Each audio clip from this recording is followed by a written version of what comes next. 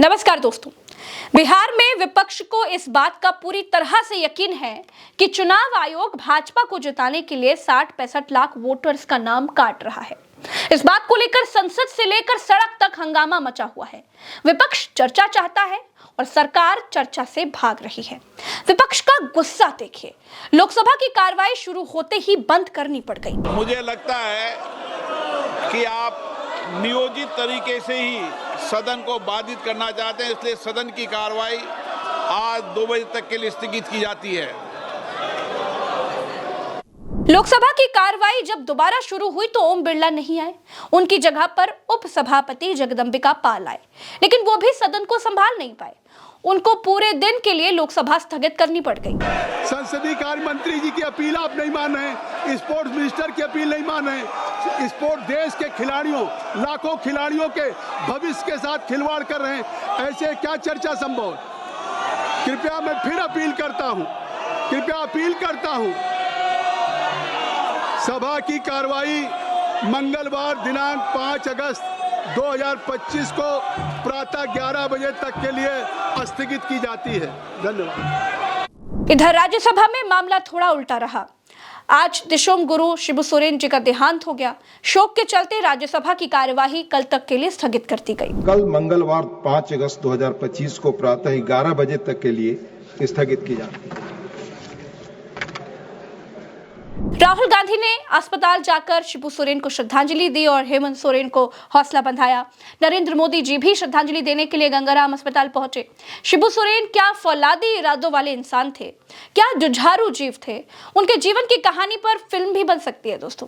अच्छा, मैंने उनके जीवन पर एक वीडियो बनाया है, आज ही बनाया है। आप प्रज्ञा के पन्ना के इस वीडियो सेक्शन में जाकर उस वीडियो को भी देख सकते हैं। मैं कहती हूँ ना कि प्रज्ञा का पन्ना किसी भी खबर का त्वरित विश्लेषण करता है और उल्टा चश्मा यूसी पर आप सभी तरह की खबरें, ग्राउंड रिपोर्ट्स देख पाते हैं। तो दोस्तों, बिहार चुनाव में भाजपा के लिए बेईमानी का पूरा प्लॉट तैयार किया जा रहा है। विपक्ष बार बार ये कह रहा है और विपक्ष इसीलिए चाहता है कि चर्चा हो और सरकार बार बार चर्चा से भाग रही है। एक बात बिल्कुल साफ है कि बिहार में चुनाव आयोग का एसआईआर एक तरह के फर्जीवाड़े से ज्यादा कुछ नहीं है। बिना लोगों के घर जाए सत्यापित किए वोटर लिस्ट से नाम काटे और जोड़े जा रहे हैं। राहुल गांधी कहते हैं कि चुनाव आयोग भाजपा को जिताने के लिए और वोटों की चोरी करने के लिए ऐसा कर रहा है। दोस्तों, एक ऐसा मामला सामने आया जिसे सुनकर आपके पैरों के नीचे से जमीन खिसक जाएगी। दैनिक भास्कर ने रिपोर्ट किया कि मोदी के मंत्री गिरिराज सिंह अपने जिस रिश्तेदार के घर श्राद्ध में गए थे, उनका नाम भी चुनाव आयोग ने वोटर लिस्ट में जोड़ दिया है। मंत्री श्राद्ध में जा रहे हैं, मंत्री के रिश्तेदार उस व्यक्ति का मृत्यु प्रमाण पत्र बनवा चुके हैं, उसे बैंक तक में लगवा चुके हैं, पोस्ट ऑफिस में लगवा चुके हैं और तमाम जरूरी जगहों पर लगा चुके हैं। फिर भी चुनाव आयोग ने गिरिराज सिंह के फुफेरे भतीजे का, जिसका नाम प्रेम है, उसका नाम वोटर लिस्ट में जोड़ दिया। इसे कहते हैं प्रेम। दोस्तों, गिरिराज सिंह की करीबी रिश्तेदार किरण देवी कहती हैं कि मेरे पति का निधन 27 जुलाई 2024 को हो गया था। मैंने मृत्यु प्रमाण पत्र भी बनवाया था और उस मृत्यु प्रमाण पत्र को बैंक और डाकघर समेत कई ऑफिस में जमा भी किया था, लेकिन मेरे पति का नाम वोटर लिस्ट में आ गया। सुना था कि घर घर में बीएलओ जाएंगे, पर मेरे घर कोई नहीं आया।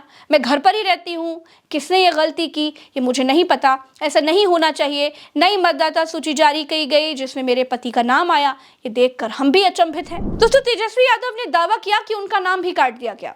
इसके लिए उन्होंने कंप्यूटर पर लोगों के सामने ये पूरा प्रूफ करके दिखाया कि उनको लोग झूठा साबित ना कर सके। लेकिन उसके बाद आनन फानन में चुनाव आयोग ने एक और नंबर जारी करके ये बताया कि आपका नाम वोटर लिस्ट में है।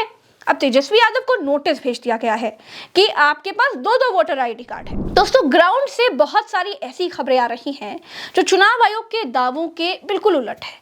ऐसे में कई सवाल खड़े हो रहे हैं, जैसे बीएलओ लोगों के घर जाकर फॉर्म क्यों नहीं भरवा रहे, मरे हुए लोगों के नाम फिर से आखिर क्यों चढ़ाए जा रहे हैं, अपनी मन मर्जी से लोगों के नाम वोटर लिस्ट में क्यों चढ़ाए जा रहे हैं, मंत्री जिसके घर पर श्राद्ध में जा रहे हैं उसका नाम तक वोटर लिस्ट में क्यों है, क्या एक तरफा नाम काटने की कार्रवाई का नाम ही एसआईआर है, क्या एसआईआर किसी पार्टी को फायदा पहुंचाने वाली प्रक्रिया है। दोस्तों, राहुल गांधी ने यहां तक कह दिया कि इलेक्शन कमीशन में जो लोग भी भाजपा के लिए वोट चोरी करने का काम कर रहे हैं, ऊपर से लेकर नीचे तक, चाहे कोई भी हो, हम इलेक्शन कमीशन के लोगों को छोड़ेंगे नहीं।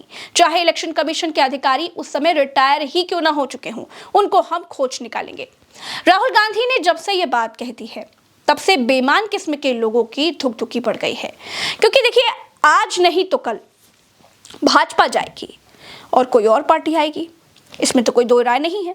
लेकिन जो लोग भाजपा के लिए बेईमानी कर रहे होंगे उनको राहुल गांधी ने अभी से टारगेट कर लिया है। अच्छा, एक और बात जो सबसे जरूरी बात है, और मैं ये बड़ी सीरियसली बोल रहा हूं, जो भी ये काम कर रहे हैं, ठीक है, इलेक्शन कमीशन में जो भी ये काम कर रहे हैं, right from the top to the bottom, आप एक बात याद रखिए, आपको हम छोड़ेंगे नहीं, कुछ भी हो जाए हम छोड़ेंगे नहीं आपको, क्योंकि आप हिंदुस्तान के खिलाफ काम कर रहे हो, ये ट्रीजन है और कम, इससे कम नहीं।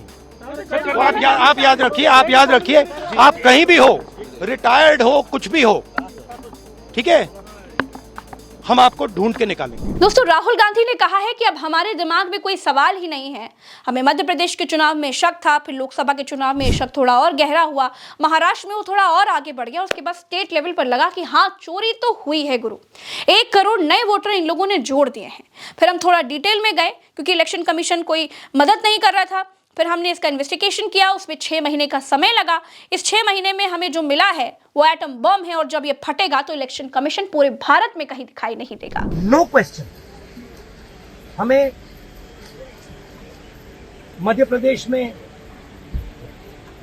सस्पिशन था, लोकसभा में सस्पिशन था, महाराष्ट्र में वो थोड़ा आगे गया, स्टेट लेवल पे हमें लगा कि यहाँ पे चोरी हुई है, वोटर एडिशन हुआ था, 1 करोड़ वोटर्स ऐड हुए थे।